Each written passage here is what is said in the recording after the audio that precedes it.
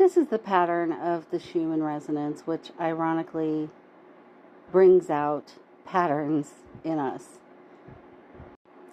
It also makes your pets have to go outside a lot, but that's a sidebar. So I want you to understand when I say everything I'm about to say that I have truly been there. And I have grown through and past more horrible things than a lot of people will ever experience. I say than a lot of because I actually know people who have. But no matter what you've been through in your life, there comes a point in time where you have a choice. You have a lot of choices. We actually have choices every day, all day. And one of those choices is to change our relationship to our narrative, to change our relationship to our stories. Not stories as in making things up, just, whatever. If someone said, hey, what's your story? And you start, that's your story. So what I'm seeing happen a lot right now is that many, many people in this climate of astrology chaos, just astrological, tumult of poo-flinging monkeys all over the place. And then you have the Schumann resonance activations and the solar activations, and all of that is a lot of chaos. It is a lot of disturbance of our system. But what we're supposed to be learning during this process is how to be in our own energy, how to kind of surf the chaos, and how to break out of our patterns, how to do something different. If you want something different in your life, you have to do something different. And sometimes a whole lot of some things, which can take a while. It's not like maybe you're going to fix everything overnight. But the one thing you can fix and the one choice you do have, regardless of whatever you have, because I know some of you are going to be like, well, I have this, or I have that, or I can't because I have this, or I have that, and none of that is true. Anyone can overcome anything if they are armed with the knowledge that they have the power to choose, that they're armed with the knowledge that they are not powerless. They are never powerless. A lot of people have asked me why I am how I am. Lots of therapists who then set about re-traumatizing me as I was just trying to tell them about, what they asked me. Would, want to know why I wasn't, more messed up, for lack of a better word. Like they didn't understand why I didn't have the earmarks of someone who was, highly impacted by the things I had experienced. Why I was able to maintain a certain level of hope and thriving throughout my life, no matter what happened, and have continued to do so. And it's because I never stopped knowing that I had that power to choose. And because of that, as long as I was in my real self, I could always come back to that. And I mean, of course, I dipped some toxic toes in the codependent waters, but we learn and we grow. So right now you have the tremendous opportunity to really learn and grow. Stop going to the well of misery.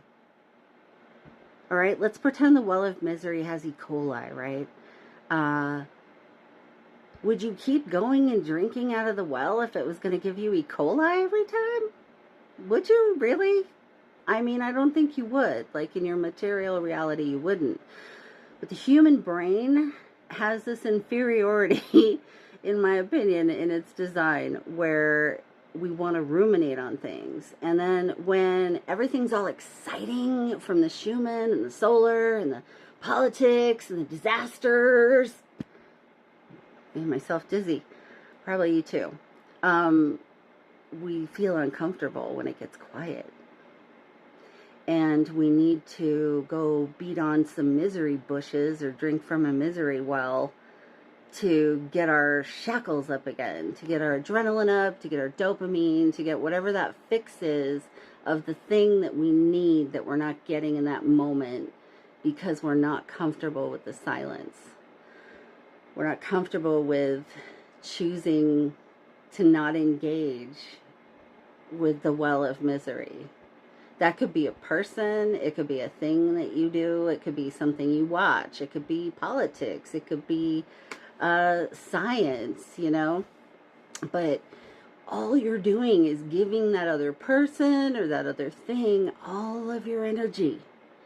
So you can get that little hit of, you know, sympathy from other people, or the rush of anger, or whatever it is that you're getting out of it, even if it is just an unconscious repetition of patterns.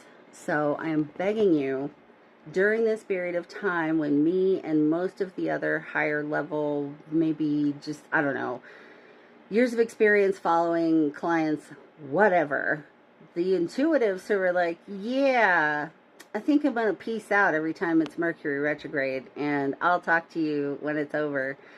The reason we do that is because we get so many people, you know, coming at us in states of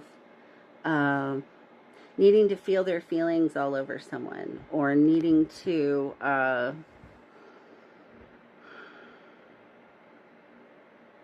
have a co-partner, you know, have a partner in re-traumatizing themselves. Have a partner in validating that they're never going to get past this awful thing. But you're right, you're never going to get past this awful thing if you keep doing it, reading about it, watching it, writing it. You get the point. All right? I mean, we all know the truth is you get more of what you do. Like, just what, ooh, I'm pointing my focus at that. Now I'm going to see 500 of that thing, even without the internet, even without Google or whatever algorithm listening to our conversations and whatnot. The world will just give you more and more of that thing you're looking at. So stop going to the well. Please, please, please, please, please, please, please, please. I am begging you, stop. I just don't anymore. I don't.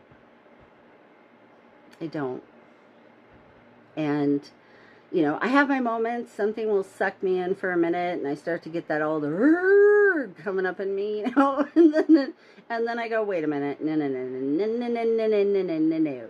Nobody, nothing is stealing my peace right now. And, you know, and then that makes people who are not engaging in the drama and stuff look like the asshole, right? Because now I'm not being sympathetic enough. Anyone can give you sympathy. You can go to any meeting, anytime, anywhere, for any reason, and go get some sympathy, if that's what you need and want.